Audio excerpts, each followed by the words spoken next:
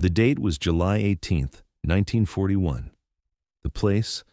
A muddy stretch of birch forest 3 kilometers west of Smolensk, deep in the heart of Soviet Russia. Lieutenant Dmitry Volkov crouched in a hastily dug trench, his uniform soaked through with sweat and rain, listening to the distant rumble of German artillery. Around him, nearly 800 men of the 145th Rifle Division's 3rd Battalion waited in the humid morning air, their Mosin-Nagant rifles at the ready. They had been ordered to hold this position at all costs, to blunt the spearhead of Army Group Center as it drove toward Moscow. The Wehrmacht had been advancing for nearly a month since Operation Barbarossa began, and the Red Army was bleeding men and material at a catastrophic rate. But Volkov and his comrades had been told reinforcements were coming. They just needed to hold for one more day. Then they heard it. A sound, unlike anything Volkov had encountered in his 3 years of military service. At first, it was a distant whistle, almost musical, rising and falling in pitch like the wail of a mourning woman. Some of the younger soldiers looked up from their positions, confused. One private near Volkov actually laughed nervously, muttering something about the Germans launching fireworks. The whistle grew louder, transforming into a bone-rattling shriek that seemed to come from every direction at once. It was the sound of death approaching at 300 meters per second, and in those final moments before impact, every man in that forest knew exactly what was coming. The first salvo struck with the fury of a mechanized apocalypse. 6 massive rockets, each weighing nearly 80 pounds and packed with high explosive, slammed into the Soviet positions in a thunderous cascade that lasted less than 4 seconds. Trees splintered into deadly shrapnel. Men were lifted bodily from their trenches and hurled through the air like rag dolls. The earth itself seemed to convulse and heave, opening craters 6 feet deep and 15 feet across. Before the smoke from the first volley had even begun to clear, a second barrage arrived, then a third. In less than 90 seconds, the entire forward section of the battalion simply ceased to exist as a coherent fighting force. Those who survived the initial bombardment were left deaf, disoriented, and traumatized. Lieutenant Volkov himself would later be pulled from the wreckage with both eardrums ruptured, barely able to comprehend what had just destroyed his unit. This was not the work of conventional artillery. This was the Nebelwerfer, and on that summer morning in 1941, the Red Army learned a lesson written in blood and fire. The weapon they had initially dismissed as a noisy, inaccurate curiosity was, in fact, one of the most devastating implements of destruction ever deployed on the Eastern Front. To understand how the Soviet military could so catastrophically underestimate the Nebelwerfer, we must first journey back to the weapon's origins in the 1930s, when Germany was secretly rebuilding its military capability in defiance of the Treaty of Versailles. The Weimar Republic and later Nazi Germany had been explicitly forbidden from developing long-range artillery, but the treaty said nothing about rockets. German engineers, always looking for loopholes and innovative solutions, began experimenting with rocket propulsion as a means of delivering chemical weapons. The initial concept was simple: create a mobile launcher that could fire smoke-generating or poison gas rockets to screen advancing troops or contaminate enemy positions. The word Nebelwerfer itself translates to smoke thrower, revealing the weapon's intended purpose. The early prototypes were crude affairs, tested in secrecy at military proving grounds far from international observers. German scientists drew inspiration from both ancient Chinese rocket warfare and the more recent British use of rockets in the Napoleonic Wars. But modern rocket technology in the 1930s was still in its infancy. The rockets were notoriously unstable, their trajectory affected by wind, temperature, and even the rotation of the Earth. Accuracy at ranges beyond a few hundred meters was virtually impossible to guarantee. For the first several years of development, the Nebelwerfer project seemed destined to remain a marginal weapon system, useful perhaps for creating smokescreens, but unlikely to revolutionize warfare. Everything changed when German engineers made a critical modification to the rocket design. They added 6 angled exhaust vents along the rocket's body, positioned to create a stable spiral flight pattern. These vents expelled the burning propellant gases at an angle, causing the rocket to spin as it flew, much like the rifling in a gun barrel stabilizes a bullet. The modification dramatically improved the weapon's range and consistency, but those same exhaust vents created an unintended consequence that would define the weapon's psychological impact. As the hot gases screamed through the angled openings, they produced a haunting, oscillating wail that could be heard for miles. The Nebelwerfer had found its voice, and it was the sound of terror itself. By 1940, as Germany prepared for the invasion of France, the Nebelwerfer had evolved into a practical weapon system. The most common variant, the 15-centimeter Nebelwerfer 41, featured 6 barrels arranged in a circular pattern around a central hub, mounted on a modified 37mm anti-tank gun carriage. The entire assembly could be towed by a single horse or light vehicle and operated by a crew of 4 men. Each barrel could fire a rocket containing either high explosive, smoke, or chemical payload, with a maximum range of just over 6,000 meters. The rockets themselves were 5 feet long, weighed 34 kilograms, and carried a warhead packed with nearly 5 pounds of TNT equivalent. When all 6 barrels fired in sequence over a 10-second period, the launcher could deliver over 60 pounds of explosive onto a target area the size of a football field. The weapon made its combat debut during the invasion of France in May 1940, but its impact was limited. French forces were already in a state of collapse by the time Nebelwerfer units deployed, and most engagements were over so quickly that the rocket launchers had little opportunity to demonstrate their capabilities. A handful of British soldiers encountered the weapon during the fighting around Dunkirk and reported hearing strange whistling noises before explosions, but in the chaos of the evacuation, these reports were largely forgotten. The Wehrmacht's high command remained uncertain about the Nebelwerfer's tactical value. Some generals argued it should be relegated to smoke-laying duties. Others wanted to expand production and form dedicated rocket artillery battalions. Then came Operation Barbarossa. On June 22, 1941, more than 3 million German soldiers crashed across the Soviet border in the largest invasion in human history. The initial weeks of the campaign were a catastrophe for the Red Army. Entire army groups were encircled and destroyed. Thousands of aircraft were obliterated on the ground. The Germans advanced so rapidly that Stalin's generals struggled to maintain any coherent defensive line. In this context of total chaos, when Soviet intelligence officers first received reports about German rocket launchers, the information was largely dismissed. Frontline units reported hearing loud whistling sounds, followed by explosions, but the damage seemed inconsistent and sporadic. Without understanding how the weapon functioned or how German doctrine employed it, Soviet commanders assumed they were dealing with some kind of experimental harassment weapon, possibly leftover chemical warfare equipment being repurposed for conventional bombardment. This fatal underestimation persisted through the first month of the invasion. Soviet doctrine at the time emphasized massed infantry assaults supported by concentrated artillery barrages. Soviet officers had been trained to recognize and respect German 88mm guns and heavy mortars, but rockets seemed primitive, even laughable. Some Soviet military analysts compared the Nebelwerfer to the Katyusha rocket launcher, which had just entered Red Army service and was known to be wildly inaccurate when used in small numbers. The assumption was that if Soviet rockets were unreliable, German rockets must be equally flawed.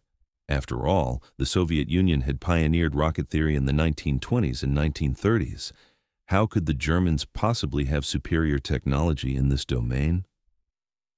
This dangerous complacency began to crack in mid-July 1941, during the brutal fighting around Smolensk. The Wehrmacht had launched a massive pincer movement designed to encircle several Soviet armies and open the road to Moscow. Soviet forces were ordered to hold key positions at all costs, creating exactly the kind of concentrated static defensive formations that the Nebelwerfer was designed to annihilate. German commanders, recognizing the opportunity, began deploying their rocket batteries en masse for the first time. Instead of single launchers firing independently, entire companies of Nebelwerfers were positioned to strike the same target area simultaneously. The results were devastating beyond anything the Red Army had prepared for. The standard German procedure was brutally efficient. Reconnaissance units would identify concentrations of Soviet infantry, typically in forward trenches or staging areas. Forward observers would calculate firing coordinates and relay them to the Nebelwerfer batteries positioned 2 to 3 kilometers behind the front lines. The launchers would be carefully aimed, with each crew making minute adjustments to ensure overlapping fire patterns. Then, on command, dozens of rockets would launch nearly simultaneously, creating a cascade of death that saturated the target area in seconds. The psychological effect was as devastating as the physical destruction.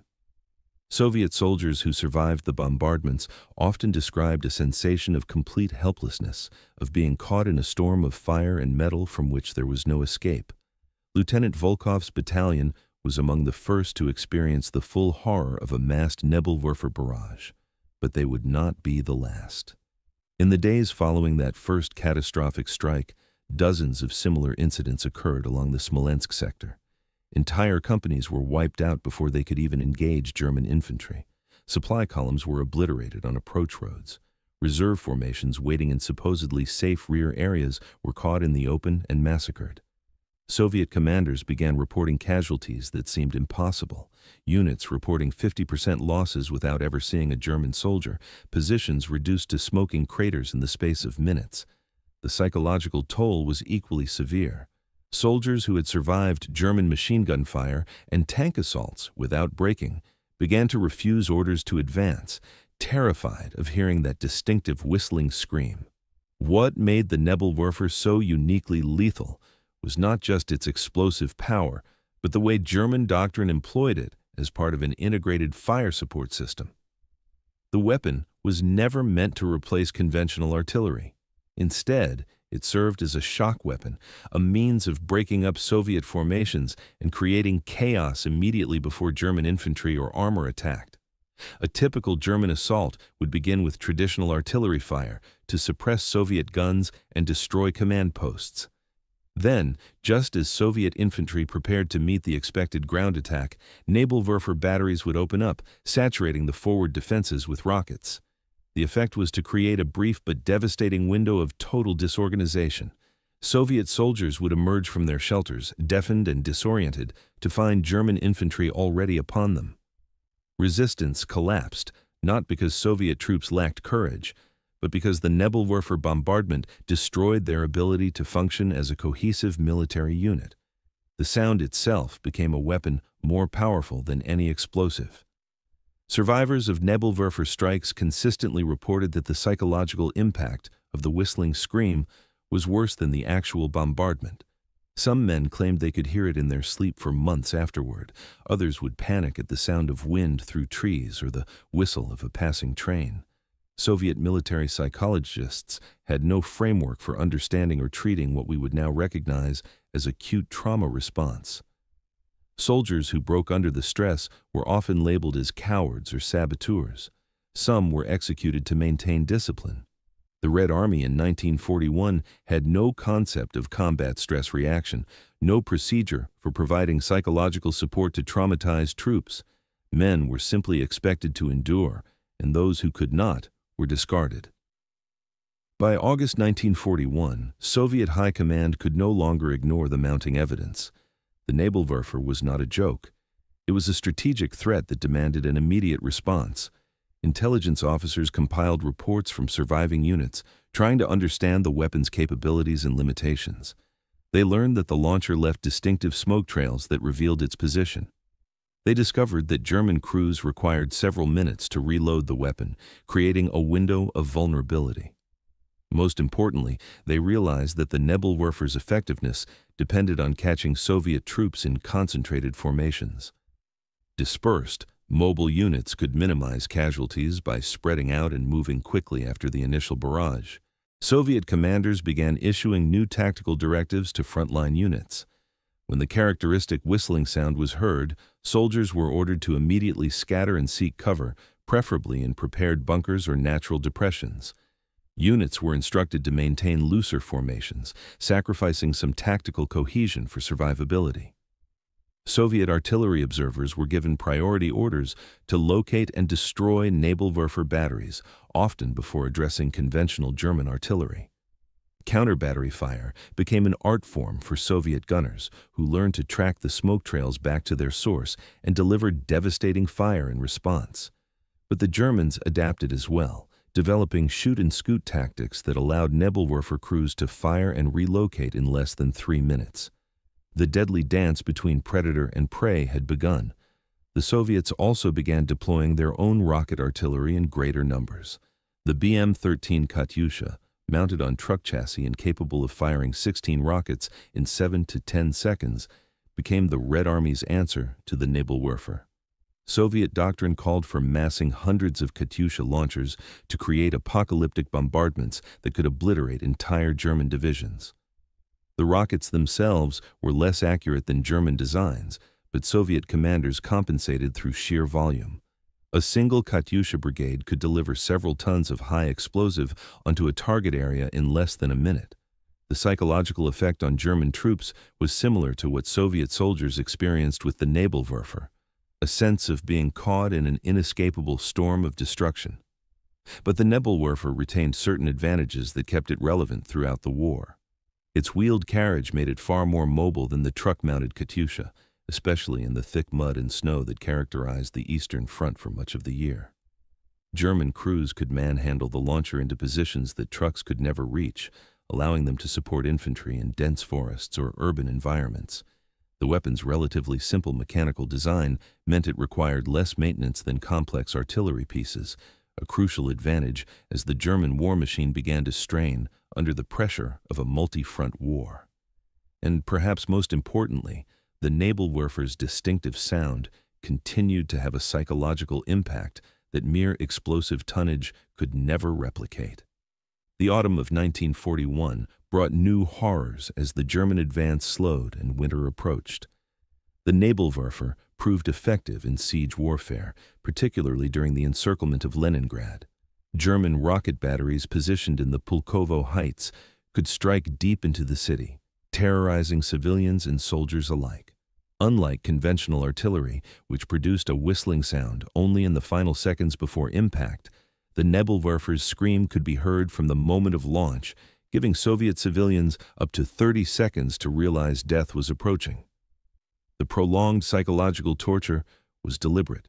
German commanders understood that sapping enemy morale was as important as destroying military targets. Leningrad's defenders learned to hate the sound of the Nebelwerfer more than any other weapon in the German arsenal.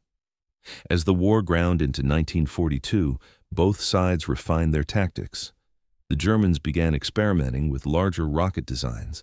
The 21-centimeter Nebelwerfer 42, introduced in late 1942, fired rockets twice the size of the original 15-centimeter version, with correspondingly greater destructive power. A single rocket from this monster weapon could create a crater 20 feet across and demolish reinforced bunkers that standard artillery shells merely scratched. The 5-barreled launcher could deliver over 200 pounds of high explosive in less than 15 seconds. German Panzer Grenadier divisions particularly valued these heavy rocket launchers for their ability to break up Soviet defensive positions before armored assaults. The Red Army, meanwhile, developed increasingly sophisticated counter-Nebelwerfer tactics. Soviet fighter bombers began hunting for the distinctive smoke trails, often catching German crews before they could relocate after firing. Il-2 Sturmovik ground attack aircraft proved particularly effective at destroying Nebelwerfer positions, using their heavy cannons to shred the lightly armored launchers from above. Soviet partisan units operating behind German lines were given special orders to prioritize attacks on rocket artillery units, often with devastating effect. A single partisan ambush could eliminate an entire Nebelwerfer battery and its ammunition supply, a significant victory given the weapon's impact on Soviet frontline troops. The turning point came at Stalingrad. The brutal urban combat that raged from August 1942 through February 1943 demonstrated both the strengths and limitations of rocket artillery in built-up areas. German Nebelwerfer units found themselves operating in a tactical environment where mobility was severely restricted and Soviet counter-battery fire could respond with devastating speed. The tightly packed urban terrain also meant that Soviet troops could take shelter in reinforced buildings that offered far better protection than field trenches. A weapon designed for open-field combat struggled in the concrete maze of Stalingrad's ruined factories and apartment blocks. German crews suffered appalling casualties as Soviet snipers, artillery, and assault teams hunted them through the rubble. Yet the Nebelwerfer continued to prove its worth in certain tactical situations. During Operation Citadel, in July 1943, the massive German offensive at Kursk, Nebelwerfer batteries played a crucial role in preliminary bombardments designed to soften up Soviet defensive lines. The Wehrmacht concentrated hundreds of rocket launchers along the attack corridors, creating firestorms that momentarily overwhelmed Soviet positions. But by this point in the war, the Red Army had developed comprehensive defensive strategies specifically designed to withstand German rocket fire. Soviet engineers constructed deep bunkers and zigzag trench systems that channeled the blast effects away from personnel shelters. Forward observation posts were positioned to provide immediate warning of Nebelwerfer launches, giving Soviet troops precious seconds to take cover. The weapon that had once seemed invincible was slowly being neutralized by experience and adaptation. The German retreat that began after Kursk saw the Nebelwerfer employed increasingly in defensive operations. Here, the weapon found a new purpose. German rearguard actions relied heavily on the ability to delay Soviet advances, while main forces withdrew to new defensive lines. Nebelwerfer batteries, positioned to cover key roads and choke points, could deliver devastating fire on advancing Soviet columns and then rapidly relocate before counter-battery fire arrived. A single well-positioned rocket battery could hold up an entire Soviet rifle division for hours, buying precious time for German forces to establish new defensive positions. The Wehrmacht's fighting retreat across Ukraine and Belarus in 1943 and 1944 would have been far more disastrous without the delaying power of these rocket systems. Soviet soldiers who fought through this period developed a grudging respect for the weapon that had terrorized them since 1941. Veterans could distinguish the sound of different Nebelwerfer variants, identifying the 15 centimeter, 21 centimeters, and even the rare 28 centimeters and 30 centimeters rocket launchers by their distinctive audio signatures. Frontline units developed elaborate oral traditions around the weapon, with stories of miraculous survivals and devastating losses passed down from experienced soldiers to green replacements. The Nebelwerfer appeared in Soviet soldiers' letters home, in their folk songs, and in the dark humor that sustained them through the horror of the Eastern Front. It had earned a permanent place in the collective memory of the Red Army. The human cost of the Nebelwerfer's effectiveness is difficult to calculate with precision. German records from the Eastern Front are incomplete, and Soviet casualty reports often lumped rocket artillery deaths together with other artillery casualties.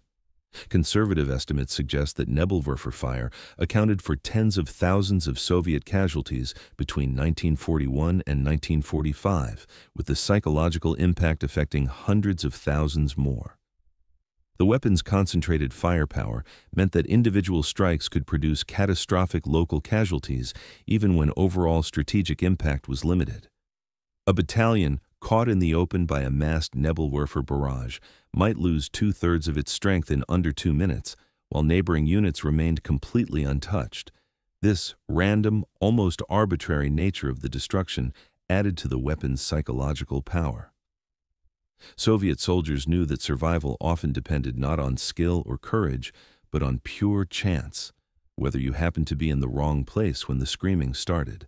German crews who operated the Nebelwerfer developed their own complex relationship with the weapon. Loading and firing the launcher was brutally hard work, particularly in the extreme conditions of the Russian winter. The rockets were heavy and awkward, requiring 2 men to maneuver each one into its launch tube. In sub-zero temperatures, the propellant could become unstable, making the loading process not just exhausting, but genuinely dangerous. There are numerous accounts of Nebelwerfer rockets detonating prematurely during loading, killing the entire gun crew. Yet despite these hazards, German soldiers who served with rocket artillery units developed an intense pride in their weapon. They saw themselves as an elite force, specialists in delivering maximum destruction with minimal warning. Veterans of Nebelwerfer units formed tight-knit brotherhoods that lasted long after the war ended. As 1944 progressed and the Soviet juggernaut rolled westward, the Nebelwerfer's role evolved once more. German forces, now fighting a desperate defensive war on multiple fronts, relied increasingly on weapons that could deliver maximum firepower with minimal resources. The Nebelwerfer fit this requirement perfectly. A single battery of 6 launchers operated by 24 men could deliver the explosive equivalent of an entire artillery battalion's opening salvo. This force multiplication was critical for an army that was bleeding men and equipment at an unsustainable rate. German commanders positioned Nebelwerfer units at critical defensive positions where their ability to deliver sudden devastating fire could temporarily halt Soviet advances and buy time for retreating forces. The liberation of Soviet territory brought new challenges for Red Army troops. As they advanced westward, Soviet soldiers encountered an increasingly fanatical enemy fighting on ground they considered their own. German Nebelwerfer units, now defending their homeland's approaches, fought with renewed desperation. The batteries were positioned in carefully prepared firing sites, often with pre-registered coordinates covering every likely avenue of Soviet advance.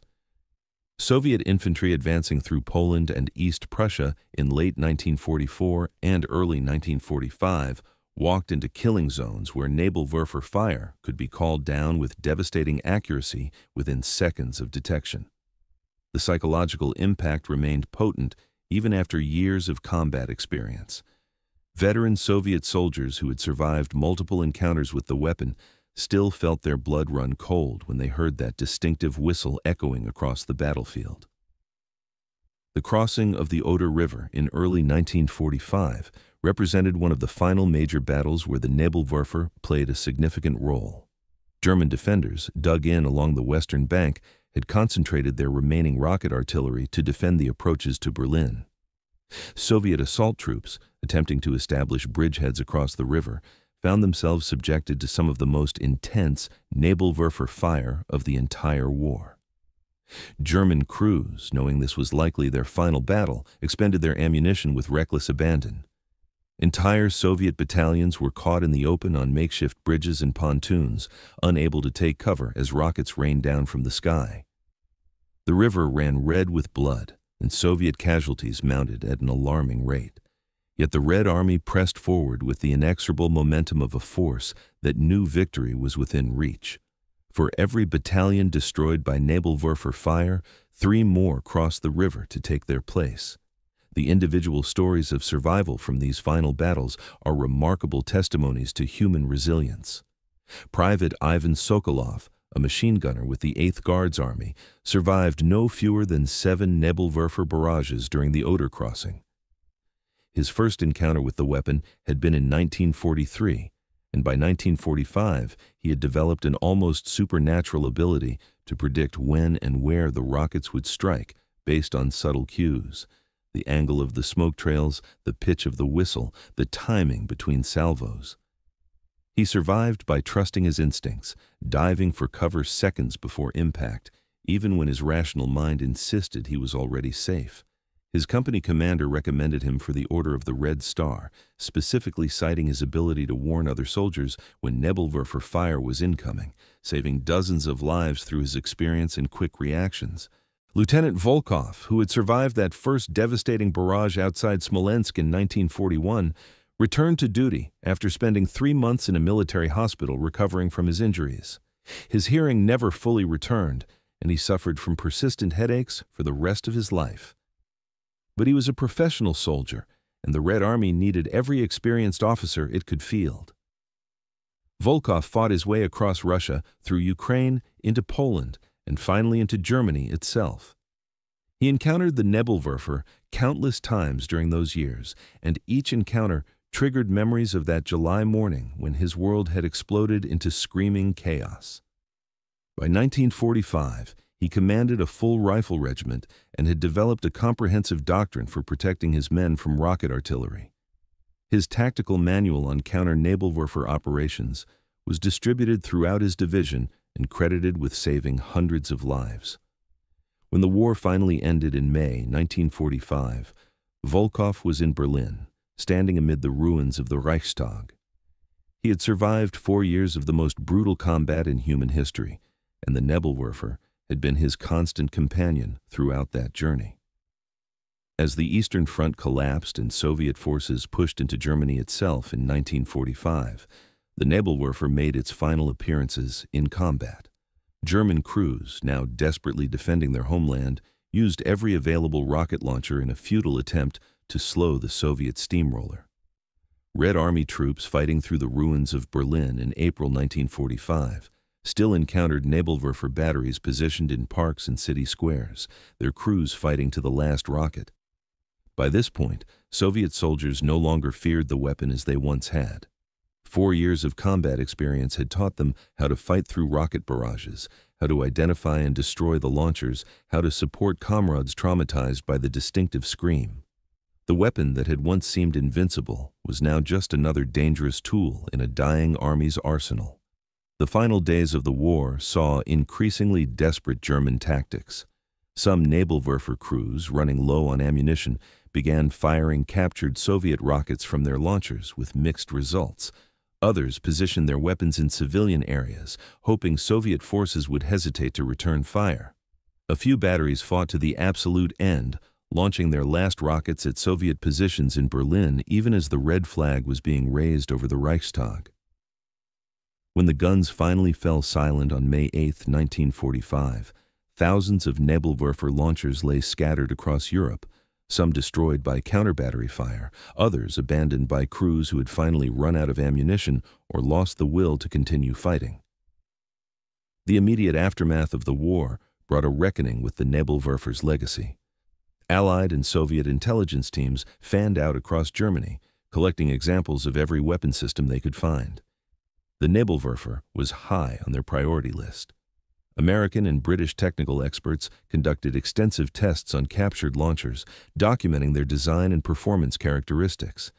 They were impressed by the weapon's elegant simplicity and its psychological effectiveness.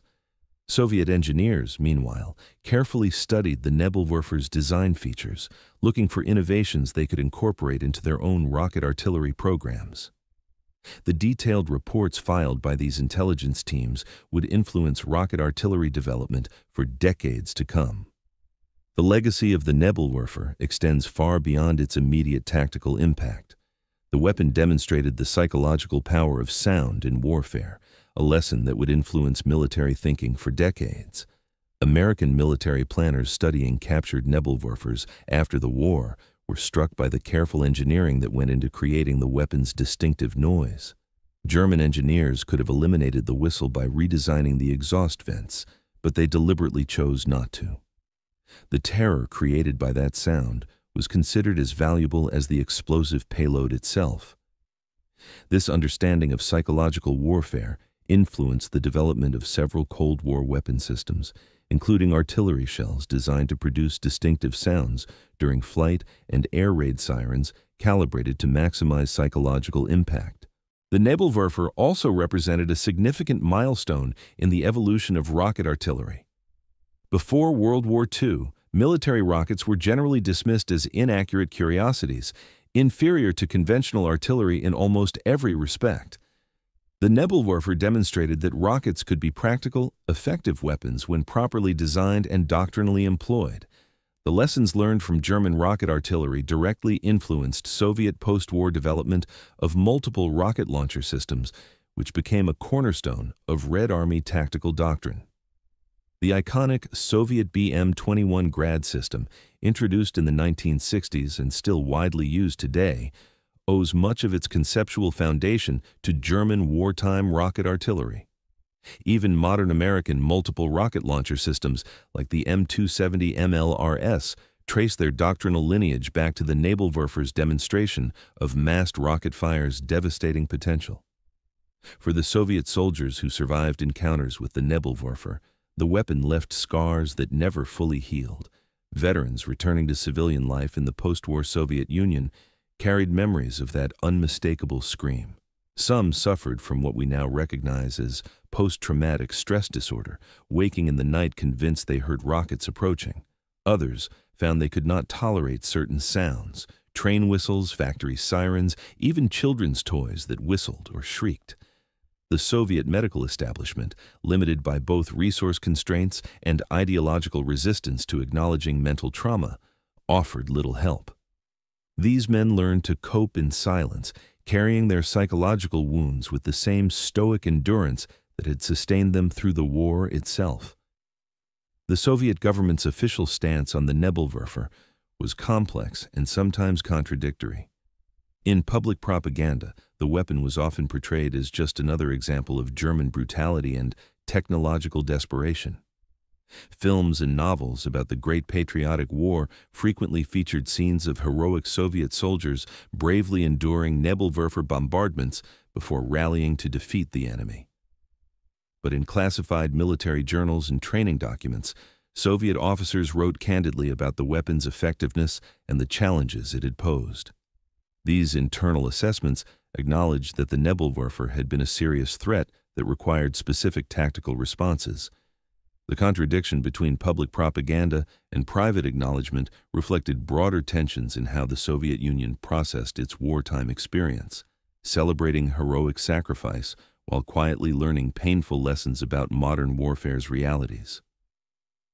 In the decades after World War II, the Nebelwerfer gradually faded from public consciousness, overshadowed by more famous weapons like the Tiger tank, the 88mm gun, or the V-2 rocket.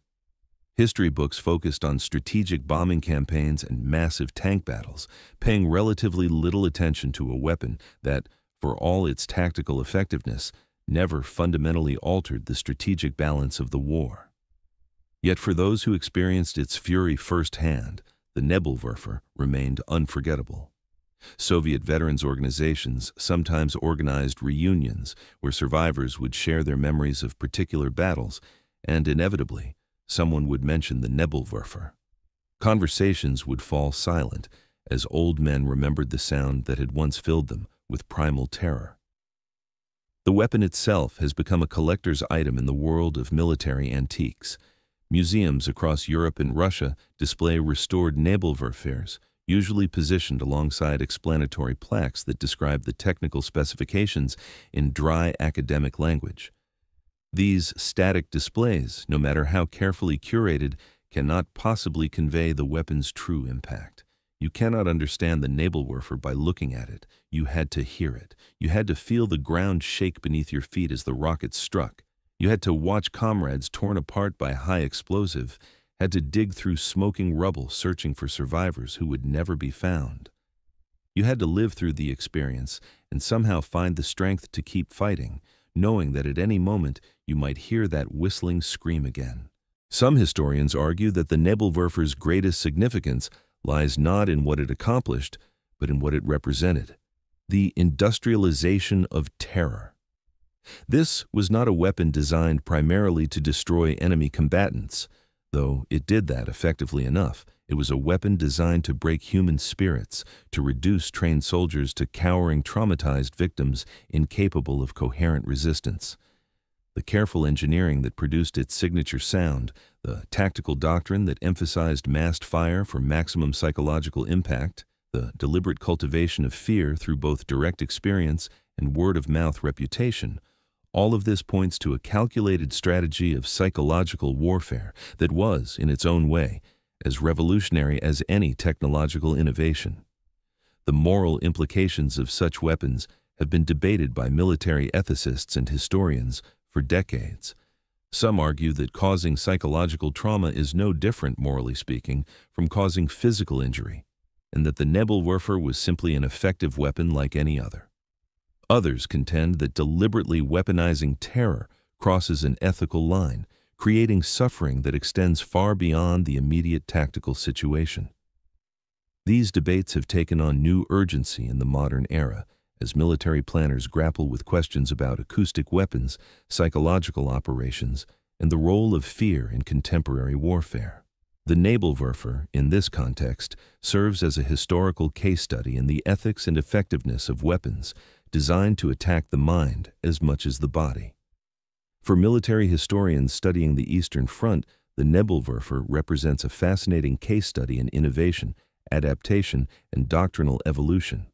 The weapon emerged from Germany's efforts to circumvent treaty restrictions, was developed for a purpose entirely different from its eventual primary role, and achieved its greatest effectiveness through unintended consequences, the terrifying sound that engineers had never planned for. German commanders learned to integrate it into combined arms operations through brutal trial and error. Soviet forces developed countermeasures through equally costly experience. The result was a constantly evolving tactical environment where both sides adapted to each other's innovations in real time, driven by the desperate necessity of survival. Modern warfare has moved far beyond the Nebelwerfer's crude rocket technology.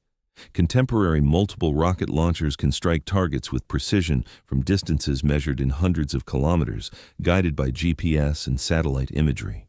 The psychological impact of sound has been largely superseded by the psychological impact of omnipresent surveillance and the knowledge that death can strike without warning from an unseen enemy thousands of meters away.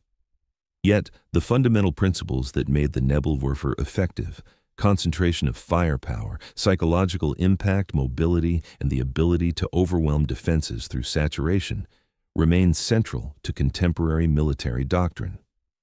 The weapons have evolved, but the underlying logic of how to use massed rocket fire to break enemy resistance remains remarkably consistent. The veterans who survived the Nebelwerfer's fury carried their experiences into old age, and many lived long enough to see the weapon's historical significance reassessed. In the 1980s and 1990s, as the Soviet Union opened its archives and historians gained access to previously classified documents, new research emerged about the Eastern Front's technological and tactical dimensions. The Nebelwerfer began to receive more attention as scholars recognized its role in shaping Soviet defensive doctrine and its psychological impact on the Red Army. Veterans who had remained silent about their traumatic experiences for decades finally found audiences willing to listen to their stories. Oral history projects recorded hundreds of hours of testimony from survivors, preserving their memories for future generations. Lieutenant Dmitry Volkov lived until 1998, dying at the age of 82 in a modest apartment in St. Petersburg. He had spent his post-war years teaching military history at a Soviet Army academy, where he became known for his detailed lectures on rocket artillery and its role in modern warfare. His students remembered him as a demanding but fair instructor who insisted they understand not just the technical specifications of weapons, but their psychological and human dimensions. In his final years, he gave several interviews to military historians, describing in vivid detail his experiences with the Nebelwerfer. He never lost his respect for the weapon, even after decades of studying it from an academic perspective. When asked what lesson he wanted future generations to learn from his experience, he replied simply, "Never underestimate your enemy and never dismiss a weapon until you understand its true capabilities." The story of how Soviet soldiers learned to fear the Nebelwerfer is ultimately a story about the cost of learning under fire. Every tactical innovation, every defensive adaptation, every survival technique came at the price of lives lost and soldiers traumatized. The Red Army's eventual ability to fight effectively despite Nebelwerfer bombardments was not the result of superior technology or brilliant strategy, but of hard-won experience purchased with blood. The soldiers who survived became teachers, passing their knowledge to new generations of troops who would face the weapon in subsequent battles. This transfer of tactical knowledge, bought at such terrible cost, ultimately saved thousands of lives. But it could never fully compensate for the losses suffered during those early encounters, when Soviet soldiers laughed at the strange whistling sound, unaware that death was approaching at 300 meters per second.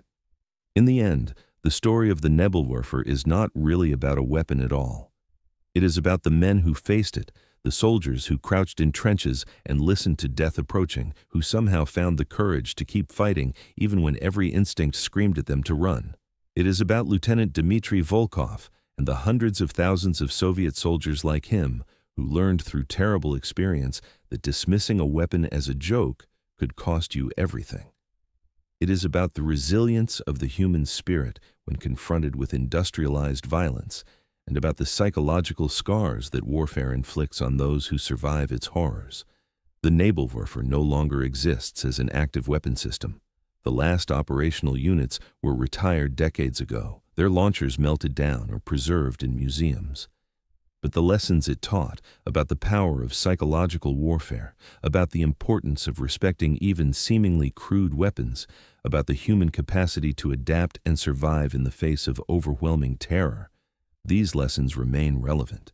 Modern militaries still grapple with how to balance physical destruction with psychological impact. Soldiers still face weapons designed to break their will as much as their bodies, and veterans still carry scars, both visible and invisible, from encounters with weapons that seem designed by demons. On that July morning in 1941, when Lieutenant Volkov's world exploded into screaming chaos, neither he nor anyone else could have predicted that this weapon would become such a significant part of the Eastern Front's terrible legacy. In that moment, there was only confusion, terror, and the desperate struggle to survive. But from that baptism of fire emerged a hard-won wisdom that would save countless lives in the years to come. Soviet soldiers learned to respect the Nebelwerfer, learned to fear its distinctive cry, learned to fight despite the psychological trauma it inflicted.